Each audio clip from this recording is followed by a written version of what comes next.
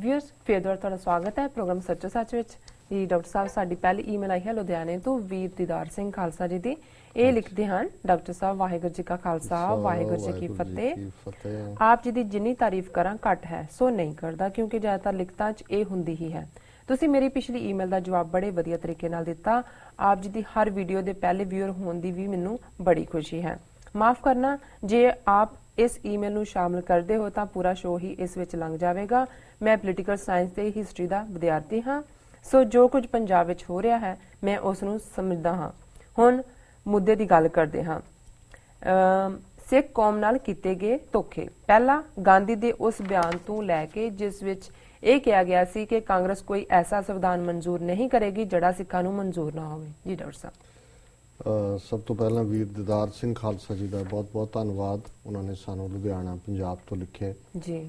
ਚੰਗੀ ਗੱਲ ਹੈ ਉਹਨਾਂ ਨੇ ਹਿਸਟਰੀ ਔਰ ਪੋਲੀਟੀਕਲ ਸਾਇੰਸ ਦੇ ਆਪਣੇ ਆਪ ਨੂੰ ਵਿਦਿਆਰਥੀ ਬਣਾਇਆ ਕਿਉਂਕਿ ਇਹ ਅਹਿਮ ਵਿਸ਼ੇ ਨੇ ਔਰ ਜਿਨ੍ਹਾਂ ਨੂੰ ਇਹਨਾਂ ਵਿਸ਼ਿਆਂ ਦੀ ਸਮਝ ਹੁੰਦੀ ਹੈ ਉਸ ਦਾ ਬੀਤੇ ਦੀ ਹਿਸਟਰੀ, ਵਰਤਮਾਨ ਦੀਆਂ ਘਟਨਾਵਾਂ ਔਰ ਕਿਵੇਂ ਭਵਿੱਖ ਦੇ ਵਿੱਚ ਆਪਣਾ ਰਸਤਾ ਬਣਾਉਣਾ ਹੈ ਇਹ ਸਾਰੇ ਹੀ ਉਸ ਸਾਰੇ ਚੋਂ ਨਿਕਲਦੇ ਨੇ। ਜੀ ਜੀ। ਉਹਨਾਂ ਨੇ ਇਹ ਵੀ ਕਿਹਾ ਵੀ ਉਹ ਸਾਡੀਆਂ ਵੀਡੀਓਜ਼ ਦੇ ਫਸਟ ਵਿਊਅਰ ਹੁੰਦੇ ਨੇ ਸੋ ਸਾਨੂੰ ਇਸ ਗੱਲ ਦਾ ਵੀ ਮਾਣ ਹੈ ਕਿ ਸਾਡੇ ਉਹ ਜਿਹੇ ਵੀਰ ਨੇ ਜਿਹੜੇ ਇਸ ਗੱਲ ਨੂੰ ਯਕੀਨੀ ਬਣਾਉਂਦੇ ਨੇ ਜੀ ਕਿ ਜਿਉਂ ਹੀ ਇਹ ਅਪਲੋਡ ਹੋਏ ਉਹ ਇਸ ਨੂੰ ਇਸ ਤੱਕ ਪਹੁੰਚ ਕਰਦੇ ਨੇ ਜੀ। ਔਰ ਹੁਣ ਉਹਨਾਂ ਨੇ ਇੱਕ ਲੰਬੀ ਲਿਸਟ ਦਿੱਤੀ ਹੈ। ਅਖੀਰ 'ਚ ਉਹਨਾਂ ਨੇ ਲਿਖਿਆ ਵੀ ਮੈਂ 22-23 ਸਾਲ ਦਾ ਨੌਜਵਾਨ ਹੈ ਜੀ ਸੋ ਹੁਣ ਹਿਸਟਰੀ ਪੋਲੀਟੀਕਲ ਸਾਇੰਸ ਦੀ ਉਹਨਾਂ ਨੇ ਰਿਸਰਚ ਖੋਜ ਤਾਂ ਕੀਤੀ ਹੈ ਔਰ ਬਹੁਤ ਸਾਰੇ ਜਿਹੜੇ ਉਹਨਾਂ ਨੇ ਨੁਕਤੇ ਅੱਗੋਂ ਸਾਥੋਂ ਪੁੱਛੇ ਨੇ ਜੀ ਉਹਨਾਂ ਨੇ ਵੀ ਬਹੁਤ ਕੁਝ ਪੜ੍ਹਿਆ ਹੋਏਗਾ ਪਰ ਜ਼ਾਹਰ ਹੈ ਵੀ ਉਹ ਸਾਡਾ ਵੀ ਪਰਸਪੈਕਟਿਵ ਚਾਹੁੰਦੇ ਨੇ ਜੀ ਜੀ। ਇਹਦੇ 'ਚ ਕੋਈ ਸ਼ੱਕ ਨਹੀਂ ਹੈ ਕਿ ਜਿੰਨੇ ਵਿਸ਼ੇ ਉਹਨਾਂ ਨੇ ਆਇਡੈਂਟੀਫਾਈ ਕੀਤੇ ਹੈ ਉਹ ਕੱਲਾ ਜਿਹੜਾ ਇੱਕ ਵਿਸ਼ੇ ਦੇ ਉੱਤੇ ਇੱਕ ਸ਼ੋਅ ਕੀਤਾ ਜਾ ਸਕਦਾ ਜੀ ਜੀ। ਪਰ ਸਾਡਾ ਇਹ ਹੁੰਦਾ ਵੀ ਅਸੀਂ ਜਿਹੜਾ ਅੱਡ ਜਿਹੜੇ ਨੇ ਸੈਗਮੈਂਟ ਇਸ ਪ੍ਰੋਗਰਾਮ ਦੇ ਰੱਖੇ ਹੋਏ ਨੇ ਅਸੀਂ ਕੋਸ਼ਿਸ਼ ਕਰਾਂਗੇ ਜੀ ਜੀ ਜਿੰਨੇ ਵੱਧ ਤੋਂ ਵੱਧ ਨੁਕਤੇ ਜਿਹੜੇ ਨੇ ਉਹਨਾਂ ਦੇ ਸ਼ਾਮਲ ਹੋ ਸਕਣ ਜੀ। ਬਹੁਤਿਆਂ ਦੀ ਅਸੀਂ ਡੀਟੇਲ 'ਚ ਨਹੀਂ ਜਾਵਾਂਗੇ ਜਿਹੜੇ ਅਕਸਰ ਅਸੀਂ ਡਿਸਕਸ ਕਰਦੇ ਹਾਂ ਜੀ। ਜਿਵੇਂ ਉਹਨਾਂ ਨੇ ਪਹਿਲਾਂ ਹੀ ਇਹ ਕਿਹਾ ਕਿ ਸਾਡੇ ਨਾਲ ਧੋਖੇ ਦਾ ਸਿਲਸਿਲਾ ਉਦੋਂ ਹੀ ਸ਼ੁਰੂ ਹੋ ਗਿਆ ਜਦੋਂ ਸਾਡੇ ਨਾਲ ਇਕਰਾਰ ਕੀਤਾ ਗਿਆ ਸੀ ਕਿ ਕੋਈ ਸੰਵਿਧਾਨ ਐਸਾ ਪਾਸ ਨਹੀਂ ਹੋਏਗਾ ਹਿੰਦੁਸਤਾਨ ਜਿਹੜਾ ਸਿੱਖਾਂ ਨੂੰ ਮਨਜ਼ੂਰ ਨਾ ਹੋਏ ਜੀ। ਇਹ ਵਾਅਦਾ ਵੀ ਗਾਂਧੀ ਨੇ ਕੀਤਾ ਸੀ ਤੇ ਚੰਗੀ ਗੱਲ ਹੈ ਉਹਨਾਂ ਨੇ ਵੀ ਅੱਜ ਦੇ ਦਿਨ ਹੀ ਪੁੱਛਿਆ 30 ਜਨਵਰੀ ਦੇ ਜਦੋਂ ਕਿ 1948 ਚ ਗਾਂਧੀ ਮਾਰਿਆ ਗਿਆ ਜੀ ਜੀ। ਸੋ ਗਾਂਧੀ ਚਲਾ ਗਿਆ ਇਸ ਦੁਨੀਆ ਤੋਂ ਗੋਲੀ ਖਾ ਕੇ ਪਰ ਉਹਨੇ ਇਹ ਵਾਅਦਾ ਜਿਹੜਾ ਸੀ ਉਹ ਪੂਰਾ ਨਹੀਂ ਕੀਤਾ। ਅਗਲਾ 1947 ਵਿੱਚ ਮਾਸਟਰ ਤਾਰਾ ਸਿੰਘ ਬਲਦੇਵ ਸਿੰਘ ਦਾ ਰੋਲਾ। ਜੀ ਡਾਕਟਰ ਸਾਹਿਬ। ਦੇਖੋ ਇਹਦਾ ਵੀ ਅਸੀਂ ਜ਼ਿਕਰ ਅਕਸਰ ਕਰਦੇ ਰਹਿੰਦੇ ਕਿ ਅੱਜ ਦੇ ਵੀ ਅਸੀਂ ਪ੍ਰੋਗਰਾਮ 'ਚ ਕਿਹਾ ਵੀ ਜਿਸ ਕੱਦ ਦੇ ਗਾਂਧੀ, ਨਹਿਰੂ, ਕਾਇਦੇ ਆਜ਼ਮ ਸਨ, ਕੱਦ ਨਹੀਂ ਕਿ ਫਿਜ਼ੀਕਲ ਹਾਈਟ ਜੀ। ਫਿਜ਼ੀਕਲ ਹਾਈਟ ਊਧਮ ਸਿੰਘ ਨਾਗੋਕੇ ਜਾਂ ਬਲਦੇਵ ਸਿੰਘ 6-6 ਫੁੱਟ ਦੇ ਹੋਣੇ ਨੇ ਪਰ ਦਿਮਾਗੀ ਤੌਰ ਤੇ ਜਿਵੇਂ ਉਹਨਾਂ ਦੀ ਤਾਲੀਮ ਔਰ ਉਹਨਾਂ ਦਾ ਐਕਸਪੀਰੀਅੰਸ ਸੀ ਇਹੀ ਕਾਰਨ ਹੈ ਵੀ ਸਾਡੇ ਬਲਦੇਵ ਸਿੰਘ, ਮਾਸਤਾਰਾ ਸਿੰਘ ਯਾਨੀ ਕਰਤਾਰ ਸਿੰਘ ਇਹ ਤਾਂ ਬਹੁਤ ਬੌਣੇ ਸੀ, ਮੇਜਟ ਸੀ ਸੋ ਉਹ ਉਹਨਾਂ ਦਾ ਮੁਕਾਬਲਾ ਨਹੀਂ ਕਰ ਸਕੇ ਔਰ ਹੇਰਾ ਫੇਰੀ ਔਰ ਧੋਖੇ ਦਾ ਸ਼ਿਕਾਰ ਹੋਏ ਜੀ। ਅਗਲਾ 1950 ਦਾ ਸੰਵਿਧਾਨ। ਦੇਖੋ 1950 ਚ ਸੰਵਿਧਾਨ ਸਭਾ ਨੇ ਜਿਹੜਾ ਸੰਵਿਧਾਨ ਲਿਆਂਦਾ ਦੋਵੇਂ ਸਿੱਖ ਨੁਮਾਇੰਦੇ ਭੁਪਿੰਦਰ ਸਿੰਘ ਮਾਨ ਸਰ ਹੁਕਮ ਸਿੰਘ ਉਹਨਾਂ ਨੇ ਕਿਹਾ ਕਿ ਵੀ ਇਹ ਸਾਡੇ ਨਾਲ ਧੋਖਾ ਹੈ ਜੋ ਇਕਰਾਰ ਕੀਤੇ ਸੀ ਵਾਅਦਾ ਖਿਲਾਫੀ ਔਰ ਅਸੀਂ ਇਸ ਸੰਵਿਧਾਨ ਨੂੰ ਨਹੀਂ ਮੰਨਦੇ ਸੋ ਇੱਕ ਹਕੀਕਤ ਹੈ ਵੀ ਉਹਨਾਂ ਨੇ ਕਦੇ ਵੀ ਇਸ ਸੰਵਿਧਾਨ ਦੇ ਉੱਤੇ ਦਸਤਖਤ ਨਹੀਂ ਕੀਤੇ ਔਰ ਇਸੇ ਲਈ 26 ਜਨਵਰੀ 1950 ਦਾ ਦਿਵਸ ਸਾਡੇ ਲਈ ਧੋਖਾ ਦਿਵਸ ਹੈ, ਕਾਲਾ ਦਿਵਸ ਹੈ ਜੀ। ਚੌਥਾ 1952 ਪੰਜਾਬੀ ਗਵਾਰਾਂ ਦੀ ਜ਼ੁਬਾਨ।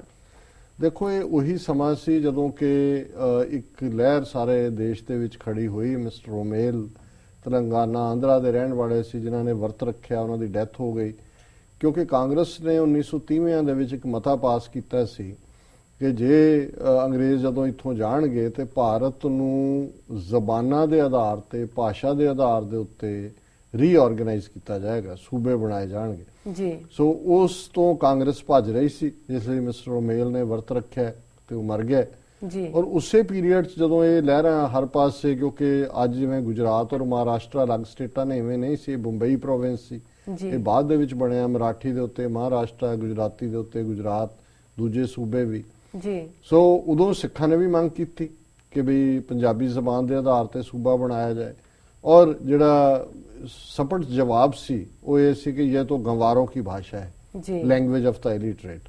सो ये उस दौर की गल है कि जदों कमीशन बनया फिर ਕਿ ਜਿਹਨੇ ਸੂਬਿਆਂ ਨੂੰ ਰੀਆਰਗੇਨਾਈਜ਼ ਕੀਤਾ ਭਾਸ਼ਾ ਦੇ ਆਧਾਰ ਤੇ ਜੀ। ਸਿੱਖਾਂ ਨੇ ਵੀ ਰਿਪਰੈਜ਼ੈਂਟੇਸ਼ਨ ਦਿੱਤੀ ਪੰਜਾਬੀ ਦੇ ਆਧਾਰਿਤ ਹੱਲ, ਲੇਕਿਨ ਉਹਨਾਂ ਨੇ ਕਮਿਸ਼ਨ ਨੇ ਵੀ ਕਿਹਾ ਕਿ ਜੀ ਨਹੀਂ, ਇਹ ਪੰਜਾਬ ਉਦੋਂ ਇਹੀ ਸੀ ਜੀ ਪੰਜਾਬ ਜਿਹੜਾ ਹੈ ਇਹ ਦੋ ਭਾਸ਼ਾਈ ਰਾਜ ਹੈ। ਇਹ ਤਾਂ ਬਾਅਦ ਚ ਕਹਿਣ ਲੱਗੇ, ਪਹਿਲਾਂ ਤਾਂ ਇਹ ਕਿਹਾ ਵੀ ਇਹ ਤਾਂ ਕੁਆਲੀਫਾਈ ਨਹੀਂ ਕਰਦੀ ਜ਼ਬਾਨ ਲਈ, ਇਹ ਤਾਂ ਗਵਾਰ ਲੋਕ ਬੋਲਦੇ ਨੇ, ਕਿੱਥੋਂ ਜ਼ਬਾਨ ਆ ਗਈ, ਤੇ ਲੈਂਗੁਏਜ ਹੀ ਨਹੀਂ ਹੈ ਜੀ। ਸੋ ਇਹ ਉਸ ਦੌਰ ਦੀ ਗੱਲ ਹੈ। ਫਿਰ ਇਹਦੇ ਚ ਅੱਡ-ਅੱਡ ਮੋਰਚੇ, ਪੰਜਾਬੀ ਸੂਬਾ ਮੋਰਚੇ ਦੀ ਗੱਲ ਉਦੋਂ ਤੋਂ ਹੀ ਸ਼ੁਰੂ ਹੋਈ, ਜਿਹੜਾ ਪੰਜਾਬੀ ਸੂਬਾ 1966 ਚ ਜਦੋਂ ਇਹ ਮੰਨਿਆ ਹੀ ਹੈ ਇਹਨਾਂ ਨੇ ਜੀ, ਤੇ ਰਾਜਧਾਨੀ ਕੱਢ ਲਈ, ਪਾਣੀ ਕੱਢ ਲਏ, ਪੰਜਾਬੀ ਬੋਲਦੇ ਇਲਾਕੇ ਬਾਹਰ ਕੱਢ ਲਏ। ਸੋ ਇਹ 1952 ਦਾ ਇਹਨਾਂ ਦਾ ਜੀ ਵਰਤਾਰਾ ਹੈ। ਜੀ ਜੀ। ਅਗਲਾ ਮਰਦਮਸ਼ੁਮਾਰੀ ਵੇਲੇ ਹਿੰਦੂਆਂ ਦਾ ਅਤੇ ਲਾਲਾ ਜਗਤ ਨਾਰਾਇਣ ਦਾ ਰੋਲ ਸੌਰੀ। ਦੇਖੋ ਪਹਿਲੀ ਜਿਹੜੀ ਮਰਦਮਸ਼ੁਮਾਰੀ ਹੈ ਅੰਗਰੇਜ਼ਾਂ ਦੇ ਜ਼ਮਾਨੇ 'ਚ ਸ਼ੁਰੂ ਹੋਇਆ ਸੀ ਕਿ ਹਰ 10 ਸਾਲ ਬਾਅਦ ਸੈਂਸਸ ਨੂੰ ਕਹਿੰਦੇ ਨੇ ਅੰਗਰੇਜ਼ੀ,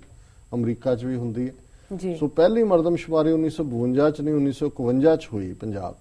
ਸੋ ਜ਼ਾਹਰ ਹੈ ਕਿ 40% ਦੇ ਲਗਭਗ ਤਾਂ ਸਿੱਖ ਕੌਮ ਪਨਾਹਗੀਰ ਬਣ ਕੇ ਪਾਕਿਸਤਾਨ ਚੋਂ ਉੱਜੜ ਕੇ ਆਏ ਸੀ, ਪਾਕਿਸਤਾਨੀ ਪੰਜਾਬ ਤੋਂ ਜ਼ਿਆਦਾ ਜੀ। ਔਰ ਇੰਨੀ ਵੱਡੀ ਗਿਣਤੀ, ਸਾਡੇ ਤੋਂ 3 ਗੁਣਾ ਜ਼ਿਆਦਾ ਜਿਹੜੇ ਨੇ ਪੰਜਾਬੀ ਹਿੰਦੂ ਸੀ ਪੰਜਾਬ, ਕਿਉਂਕਿ 32% ਆਬਾਦੀ ਇਹਨਾਂ ਦੀ ਸੀ ਉਸ ਵੇਲੇ ਦੇ ਪੰਜਾਬ ਜੀ।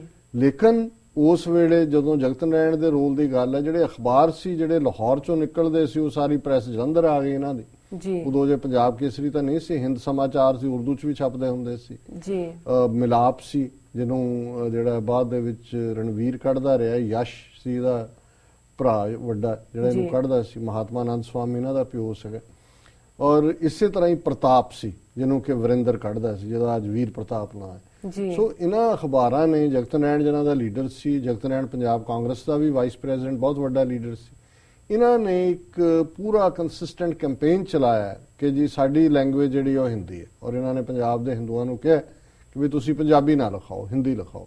ਸੋ ਨਤੀਜੇ ਦੇ ਤੌਰ ਤੇ ਜਿਹੜੀ ਪੁਆੜੇ ਦੀ ਜੜ ਜਾਂ ਜੋ ਅੱਜ ਵੀ ਜਿਸ ਚੋਂ ਅਸੀਂ ਔਰ ਪੰਜਾਬ ਲੰਘ ਰਿਹਾ ਹੈ, ਉਹਦਾ ਵੱਡਾ ਕਾਰਨ 1951 ਦੇ ਵਿੱਚ ਪਹਿਲਾ ਵੱਡਾ ਝੂਠ ਬੋਲਿਆ ਪੰਜਾਬੀ ਸਾਡੇ ਹਿੰਦੂ ਭਰਾਵਾਂ ਭੈਣਾਂ ਨੇ ਕਿ ਸਾਡੀ ਬੋਲੀ ਹਿੰਦੀ ਹੈ। ਨਤੀਜਾ ਇਹਦਾ ਇਹ ਹੋਇਆ ਕਿ ਵੀ ਅਦਰਵਾਈਜ਼ ਇਹ ਪੰਜਾਬੀ ਬੋਲਦੇ ਕਹਿੰਦੇ ਆ ਅਸੀਂ ਕਿ ਵੀ ਪੰਜਾਬੀ ਸਾਡੀ ਜ਼ਬਾਨ ਹੈ ਜਿਹੜੀ ਸੀ, ਤੇ ਜੇ ਪੰਜਾਬੀ ਰਾਜ ਭਾਸ਼ਾ ਦੇ ਤੌਰ ਤੇ ਰੈਕਗਨਾਈਜ਼ ਵੀ ਹੁੰਦੀ ਤੇ ਸਿਰਫ ਇਸ ਰੋਹਤਕ, ਹਿਸਾਰ, ਗੁੜਗਾਵਾਂ ਦੇ ਇਲਾਕੇ ਪੰਜਾਬ ਚੋਂ ਨਿਕਲਣੇ ਸੀ, ਬਾਕੀ ਸਾਰੇ ਦਾ ਸਾਰਾ ਪੰਜਾਬ ਹੀ ਉਵੇਂ ਰਹਿਣਾ ਸੀ, ਉਹਨਾਂ 'ਚ ਹਿੰਦੂਆਂ ਦੀ ਮੈਜੋਰਟੀ ਰਹਿਣੀ ਸੀ, ਪਾਣੀ ਵੀ ਸਾਡੇ ਕੋਲ ਰਹਿਣੇ ਸੀ, ਸਾਡੀ ਰਾਜਧਾਨੀ ਦਾ ਵੀ ਰੌਲਾ ਨਹੀਂ ਸੀ ਪੈਣਾ। ਪਰ ਕਿਉਂਕਿ ਇਹੀ ਆਪਣੀ ਜ਼ਬਾਨ ਤੋਂ ਮੁਨਕਰ ਹੋਏ ਔਰ ਜਦੋਂ ਉਹਨਾਂ ਨੇ ਪੰਜਾਬੀ ਸੂਬਾ ਬਣਾਉਣ ਵੇਲੇ ਆਬਾਦੀ ਦਾ ਆਧਾਰ ਮੰਨਿਆ, ਇਹੀ 1951 ਵਾਲਾ ਝੂਠ ਫਿਰ 1961 ਚ ਵੀ ਬੋਲਿਆ ਤੇ 1966 ਜਿਹੜੀ ਇਲਾਕਿਆਂ ਦੀ ਵੰਡ ਹੋਈ ਉਹਦਾ ਆਧਾਰ 1961 ਦੀ ਮਰਦਮਸ਼ੁਮਾਰੀ ਨੂੰ ਬਣਾਇਆ ਗਿਆ। ਇਹੀ ਕਾਰਨ ਹੈ ਵੀ ਹਿੰਦੂ ਪੰਜਾਬੀਆਂ ਨੇ ਆਪਣੀ ਬੋਲੀ ਤੋਂ ਵੀ ਵੱਲ ਪਿੱਠ ਕੀਤੀ ਔਰ ਆਪ ਹੀ ਇੱਕ ਸਿੱਖ ਸੂਬਾ ਬਣਾ ਕੇ ਸਿੱਖਾਂ ਨੂੰ ਦੇ ਦਿੱਤਾ। ਨਹੀਂ ਤਾਂ ਜੇ ਇਹ ਆਪਣੀ ਬੋਲੀ ਤੋਂ ਮੁਨਕਰ ਨਾ ਹੁੰਦੇ ਤਾਂ ਪੰਜਾਬ ਸਿੱਖਾਂ ਦੀ ਮੈਜੋਰਟੀ ਨਹੀਂ ਸੀ ਹੋਣੀ, ਇਹ ਇੱਕ ਸਭ ਦਾ ਜਿਹੜਾ ਉਹ ਸੂਬਾ ਹੀ ਰਹਿਣਾ ਸੀ ਜੀ।